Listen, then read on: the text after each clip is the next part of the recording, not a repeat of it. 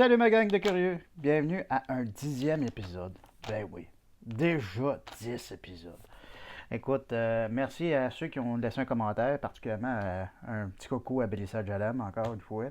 Écoute, merci d'être toujours là. Donc, aujourd'hui, on a un petit épisode où c'est qu'on va vous présenter un peu des pièces, mais différemment.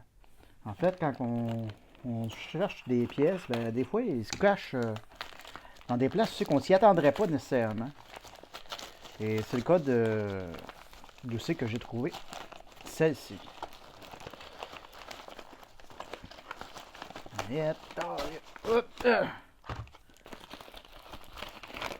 Bon, ça c'est bien ça. Hey, c'est propre ça. C'est propre, c'est fun. Oh, et voilà. Ben oui. C'est quoi? Ben oui. Une boucle de ceinture. Pas exactement mon genre de comment que je porterais du silver, mais... Oups, pardon. Mais voilà, ben oui, des fois, il y a des pièces qui se cachent dans des bijoux, ils se cachent dans des boucles de ceinture. Ouais. Fait que là, on a un full ounce qui est là. On va déballer, on va dévisser ça, en fait. Je vais apporter un handy tournevis. On va essayer de faire ça proprement.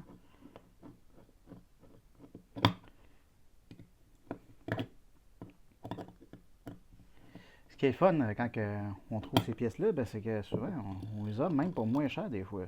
Fait que là, celle-là, je l'ai eu pour vraiment pas trop cher.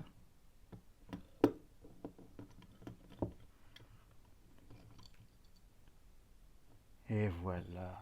Et on a quelle année? Quelle année vous pensez, vous autres?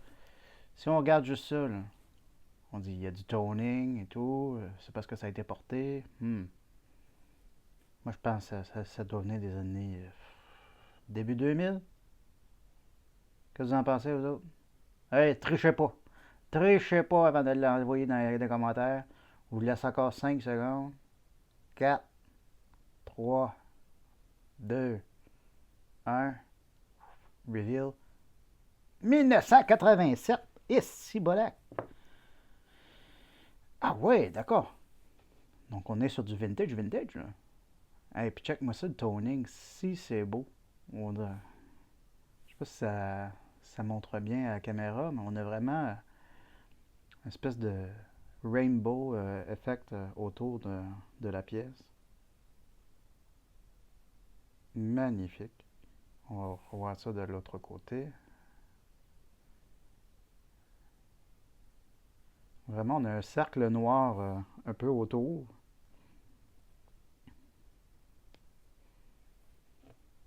C'est là, le cercle noir est un peu coloré autour. Hey. Fait que, bien sûr, vous autres, pour plusieurs d'entre vous, vous avez probablement reconnu l'American Silver Eagle, qui est une pièce d'investissement très commune, très connue et très reconnaissable. Donc, par ce côté-là, avec son aigle en grande splendeur. Et en bas, on voit le 1 ounce fine silver, $1. Donc, avec une valeur faciale de $1. Bien entendu, tu ne voudrais pas dépenser ça pour $1. Donc, on va faire nos petits tests habituels. Hein. Premièrement, on va peser la pièce. Donc, normalement, c'est 1 once, donc ça devrait faire 31. Donc, 31.5, 31.1.5, ça c'est bon ça. Donc, on va juste regarder ça. On n'a vraiment aucune réaction avec. Là, je fais très attention parce que je ne veux pas la scratcher, quoi. Elle est tellement belle. Ouais. Pas aucune réaction. La surface est belle. On voit le côté comme ça qui est. Ah ouais, ça c'est bien ça. Fait que 1987, ça c'est la seconde année de ce modèle-là. Parce que c'est arrivé. Ils ont commencé à faire les Liberty Dollars en 86. Avec le 87, c'est vraiment sa deuxième année. C'est assez cool ça. Puis en plus, 87, ils en ont fait à peu près l'équivalent de 11 millions. Donc c'est quand même énorme. Il y en a beaucoup. 11,5 millions presque. Mais c'est des belles pièces. C'est des belles pièces. Je disais que on en trouve des fois dans des bijoux. On peut trouver ça. Mais ça, c'en a un autre. Ça, c'est des boutons de manchette faits avec des pièces donc qui sont attachées comme ça ici. Puis ils ont pris deux pièces différentes. Donc ils ont pris un 10 cents du Pays-Bas et un 25 cents du Pays-Bas. Donc chaque fois avec Wilhelmine, donc qui était la reine du Pays-Bas, Nederlanden, Koningin der Nederlanden. Ce qui est particulier avec ces pièces-là, ben, eux autres, c'est qu'elles sont faites à 640 millièmes en argent. Donc, et comme ils sont vraiment petites, bah, c'est pas énorme comme argent. Mais des fois, c'est le genre de truc que tu trouves en paire, déjà, c'est bien. Et comme il y a peu d'argent, ben, des fois, les gens les laissent pour pas grand-chose. Eux autres, j'ai eu pour 1 euro. Donc, ça fait vraiment pas beaucoup. Considérant que, bon, la 25 cents pèse à peu près 3,57 et la 10 cents, elle pèse 1,4. Donc, on est fort au-dessus de leur valeur, ce qui est super pour moi. Ce qui en fait des pièces qui ne coûtent pas trop cher. Bon, bien entendu, pour un collectionneur qui veut vraiment des pièces qui sont pas qui sont en bel état, ben là, on n'est pas là-dessus. Hein. C'est des pièces qui sont transformées. Donc, est-ce que vous autres, vous voyez que ce serait quelque chose qui pourrait être intéressant, ça, pour quelqu'un qui fait de la numismatie? Parce que franchement, moi, je fais pas, c'est pas trop mon domaine. J'en ai parlé, ça, avec quelqu'un, ça. Moi, j'ai un chum, j'ai un ami qui est numismate, qui collectionne vraiment les pièces de collection. Et je pense que je vais lui poser la question la prochaine fois. C'est que je lui vois, puis j'en donne des nouvelles.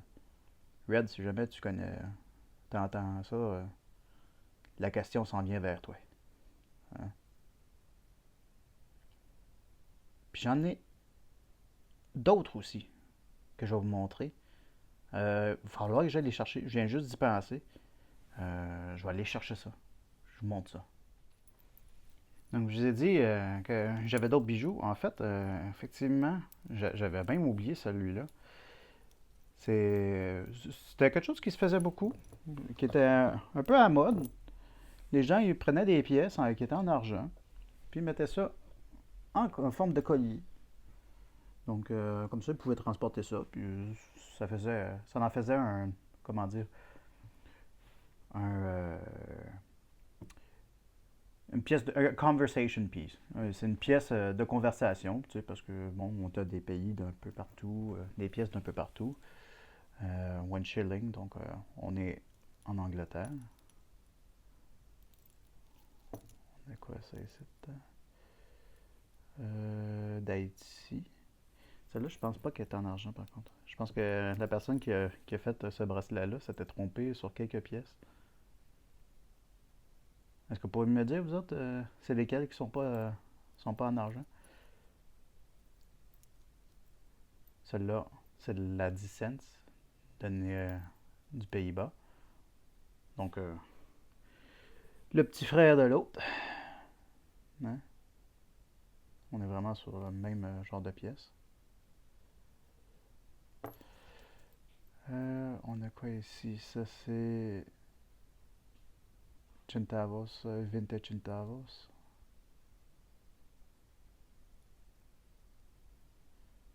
Yes, c'est pas là que ça, là. Celle-là, je pourrais pas le lire. Je pense que celle-là aussi est pas. Ah ouais. C'est quand que je vous dis qu'un aimant, là, ça te dit assez rapidement qu'est-ce qui est quoi, hein?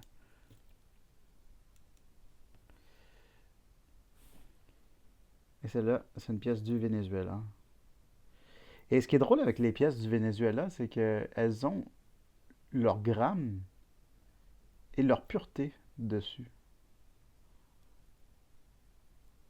Donc, on a les bolivars. Donc, dans un des derniers épisodes, j'en ai parlé des bolivars, qui était une des premières pièces que j'avais commencé à collectionner puis que je trimballais partout parce que ben, elle était belle et que je savais pas d'où c'est que ça venait et tout. Mais là, on en a une ici qui est vraiment, effectivement, en argent et qui, on voit bien, on va mettre ça en focus, effectivement, on voit le gramme et la pureté de 8,35. C'est assez cool ces pièces-là, d'avoir des pièces comme ça. Et quand j'étais au Canada, j'étais en friperie et j'étais en train de regarder dans les bijoux et j'ai trouvé ces pièces-là. Donc, d'autres pièces, ça c'est d'autres vieilles pièces qui avaient été transformées en bijoux. Donc, qui étaient probablement aussi reliées comme ça à une chaîne entre eux. À ce moment-là, on faisait comme ça. Et ce qui est particulier avec celle-là, c'est qu'ils ont été polis de l'autre côté. Et ils en ont fait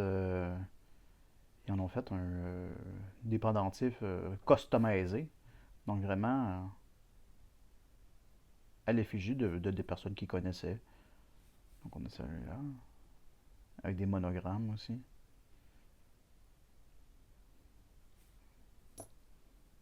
C'est quelque chose qui se fait encore aujourd'hui, c'est drôle. Parce que si on regarde un peu sur Etsy et ces sites-là, on voit des gens qui transforment des pièces et qui en font des petites œuvres d'art spéciales.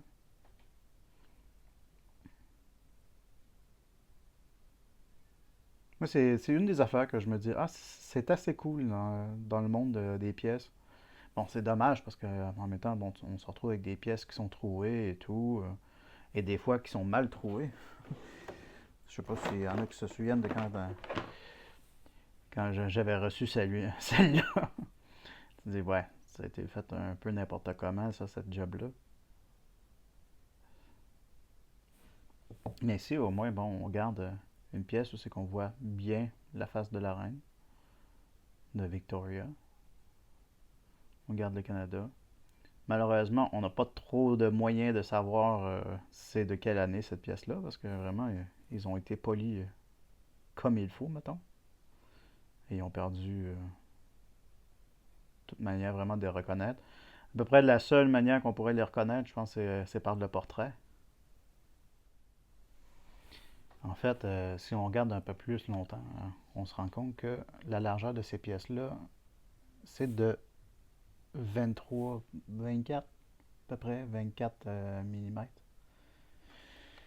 Donc si on est sur du 24 mm, on est probablement sur des 25 cents canadiens. Donc on a le Canada, bien sûr, qui est écrit en dessous. Euh, et avec ce visage-là, ben, on est sur des pièces qui ont été faites entre 1870 et 1901 et qui ont une pureté de 925 millièmes. Donc vraiment sterling silver, quoi. Donc c'est cool de penser qu'on a d'autres moyens de retrouver les années ben là, c'est sûr, c'est beaucoup plus approximatif, hein, on va le dire. Mais déjà, on a une meilleure idée à dire, bon, d'accord, on est sur fin 19e, probablement, et on connaît la pureté. Fait que voilà qui fait pour la vidéo d'aujourd'hui. Je sais pas qu'est-ce que vous autres vous en pensez. Est-ce que vous promenez, vous autres, avec des jewels comme ça? Ou peut-être même des pièces, une pièce en or avec un petit trou dedans, ou comme celle-ci, qui est vraiment soutenue par un support. Ça, c'est pas mal, ça. Ça endommage pas la pièce, puis bien sûr, ça la garantit pas contre les éléments, mais au moins, on se retrouve avec quelque chose qu'on peut porter, puis qu'on peut trimballer. C'est sûr, pour des raisons de sécurité, c'est peut-être pas super, mais en même temps, n'importe qui se promène avec une montre au poignet peut se faire voler sa montre. Bon, celui-là, c'est peut-être pas hyper intéressant pour, pour un voleur, mais bon, tu sais, c'est des pièces de collection, quoi. Enfin, voilà. Dites-moi, parmi ces pièces-là, y en a-tu que vous avez préférées? Les pièces canadiennes, les pièces américaines, ou les pièces du monde? Si vous préférez l'aventurin, écoute, je suis qui pour juger, moi. Hein? Enfin, voilà. Écoute, j'espère que ça vous a plu, cet épisode-là, ce petit déballage-là. C'est sûr, on n'a pas déballé beaucoup de choses, on a déballé celle-là. Mais c'est juste pour vous montrer que, en fait, l'argent, on peut en trouver un peu partout, hein. Des coins, des pièces de monnaie anciennes, moins anciennes. Et voilà, il suffit de chercher, puis on finira des fois par trouver, hein. Fait que, avec ça, ben, merci d'avoir écouté l'épisode. Écoutez, n'oubliez pas de vous abonner et de laisser un petit commentaire. Ça me fait toujours bien plaisir de vous lire. Puis surtout, ben, n'oubliez pas de rester curieux et soyez heureux, mes chums. Allez, salut, bye, à la prochaine.